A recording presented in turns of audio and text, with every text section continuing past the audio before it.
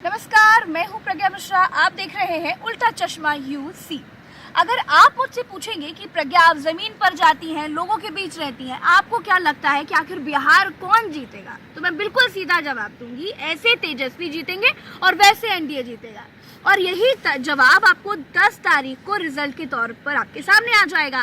बिहार की सारी गुणागणित, सारी संभावनाएं ऐसे और वैसे में ही टिकी है। तेजस्वी ने रैली और रोड शो के मामले में लालू के रिकॉर्ड तोड़ दिए हैं और वैसे एनडीए जीतेगा, क्योंकि बिहार की राजनीति अंक गणित नहीं है। बिहार की राजनीति रसायन विज्ञान पर चलती है।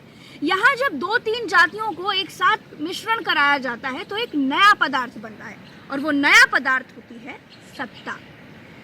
देखिए, नीतीश और तेजस्वी का वोट बैंक एक है, दोनों सेक्युलर हैं। बीजेपी ने बहुत ही चालाकी से नीतीश और तेजस्वी को आपस में लड़ाया। अब कट्टर वोट बीजेपी के साथ बंधा हुआ है। बीजेपी ने मायावती को यूपी में एक राज्यसभा सीट दान करके, अब समझ लीजिए, मौखिक तौर पर जो बिहार का दलित वोट बैंक है वो अपने लिए डन कर लिया है। खेल ये भी देखिए कि मायावती बिहार में ओवैसी के साथ मिलकर लड़ रही थी, लेकिन अब माया ने बीजेपी को जिताने का संकेत दे दिया है। फिर भी ओवैसी चुप है। बीजेपी बहुत साइलेंटली अपना गेम सेट कर रही है। बीजेपी चाहती ये भी है कि नीतीश बीजेपी से बड़े ना हो पाए।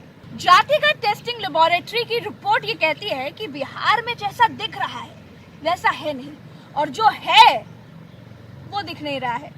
वो अलग बात है कि मायावती का दलितों पर अब वो कंट्रोल नहीं रहा जो पहले था, लेकिन राजनीति में मैसेज भी बड़ी चीज होती है। बिहार में दलितों को एक मैसेज है कि बीजेपी को वोट करना है। अगर आप जुमलेबाजी और हकीकत की बात करेंगे तो नीतीश और बीजेपी को तेजस्वी के इन सवालों का जवाब देना ही चाहिए, और जनता को भी पूछना चाहिए।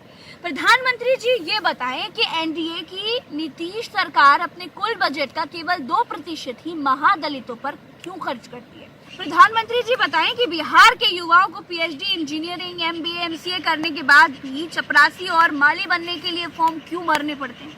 प्रधानमंत्री जी बताएं कि बिहार बेरोजगारी का केंद्र क्यों है। बिहार में डबल इंजन की सरकार में रिकॉर्ड तोड़ बेरोजगारी दर 46.6% क्यों है।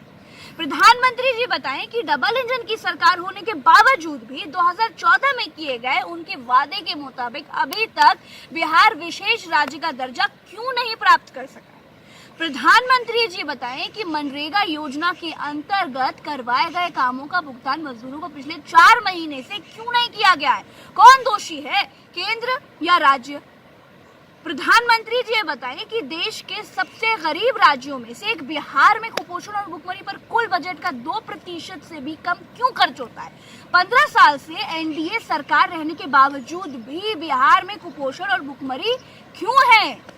प्रधानमंत्री जी बताएं कि अप्रैल से अगस्त के बीच कुल 11 लाख परिवारों को जॉब रिकॉर्ड जारी किए जाने के बावजूद भी बिहार में केवल 2132 परिवार ही 100 दिन काम कर पाए। ऐसा क्यों भाई। प्रधानमंत्री जी ये भी बताएं कि 2015 में उनकी ओर से घोषित 1,65,000 करोड़ के विशेष पैकेज की कितनी राशि बिहार को प्राप्त हुई और उसका कितना प्रतिशत बिहार के कार्यों पर खर्चा हुआ।